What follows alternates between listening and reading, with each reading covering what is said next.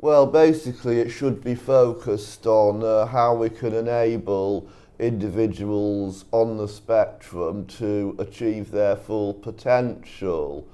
Because in certain leaflets, I've got here a leaflet called Untapped Talent, and only 15% of adults on the spectrum are in full-time employment. And one possible research project that I discussed at the workshop would be to investigate the factors that determine whether or not someone on the autism spectrum succeeds in obtaining suitable employment. The idea was to go round all the autism groups with a questionnaire that they can fill in anonymously if they wish, and ask various questions about their history, like how the age at which they were diagnosed, what support they did and didn't receive, whether they went to a mainstream school or a special school, and so on.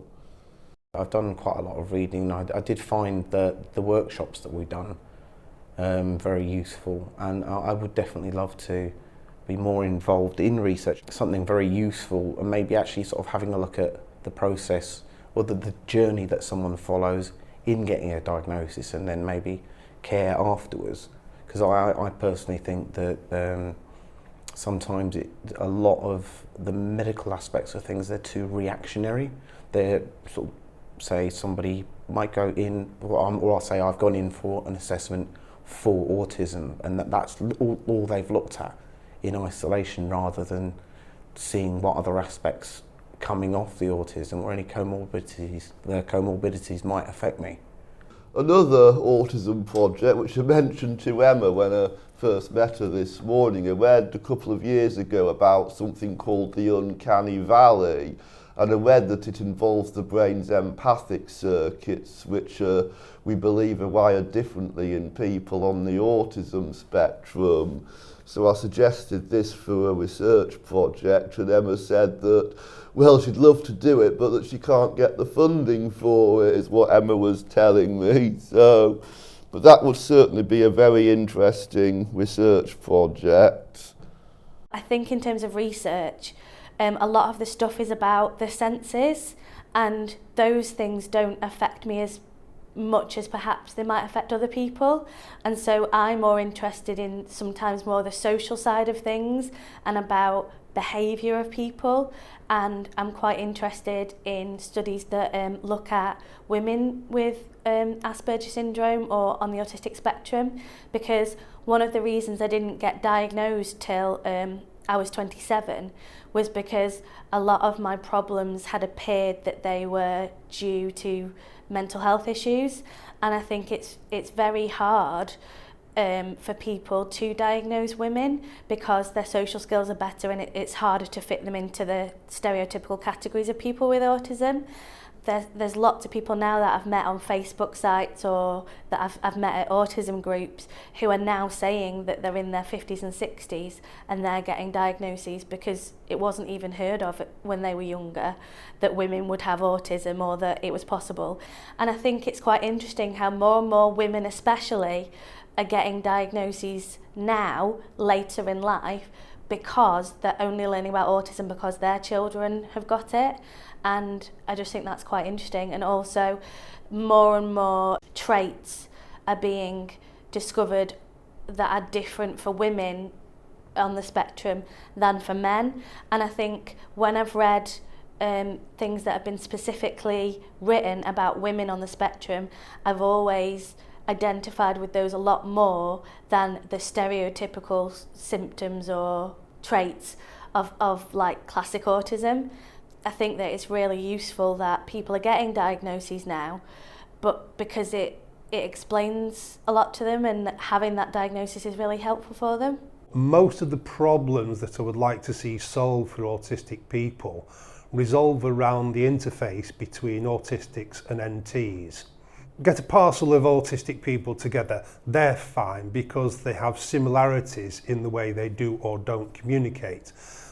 We understand people's silences or need to go into detail because we tend to do them ourselves from time to time. What we find difficult are the things we can't get about NTs, and the assumptions they make about us based on what they perceive of their own environment, which just don't apply to us. We are the Apple Macs in the PC world. Both work fine in their own environments, but the interface is often very, very fraught, even with the fanciest of softwares. And this is pretty much where we live.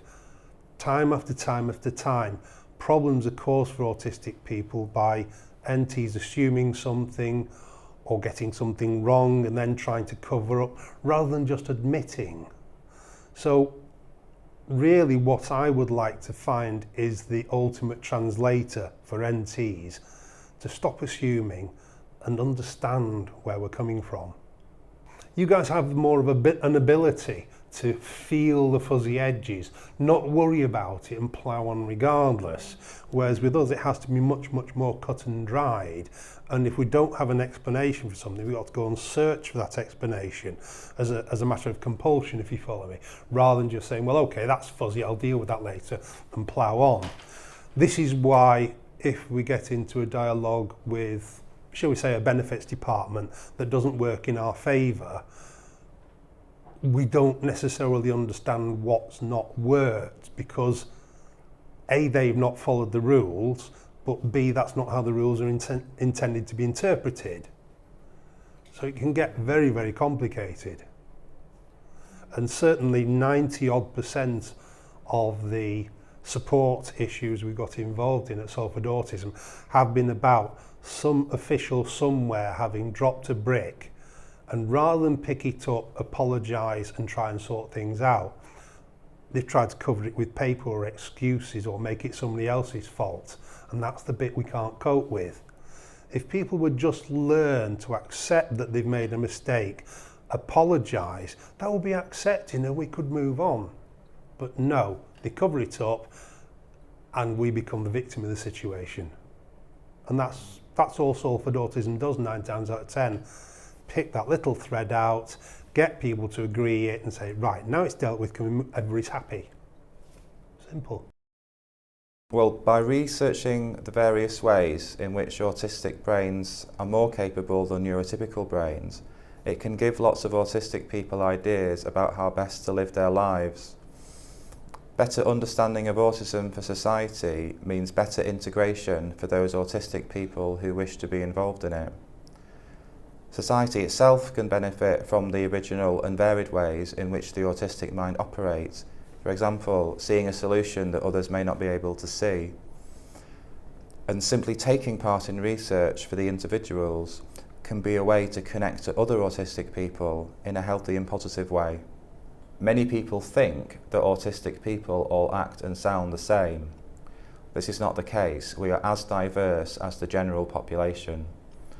Not only are we diverse in character, but also in terms of autistic traits, and also the severity of those traits.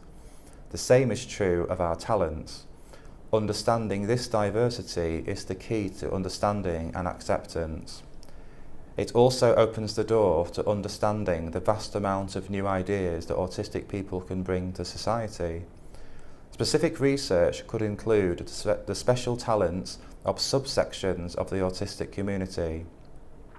For example, those with ability in maths, music, design, planning, social support, structure, psychology and other areas of interest.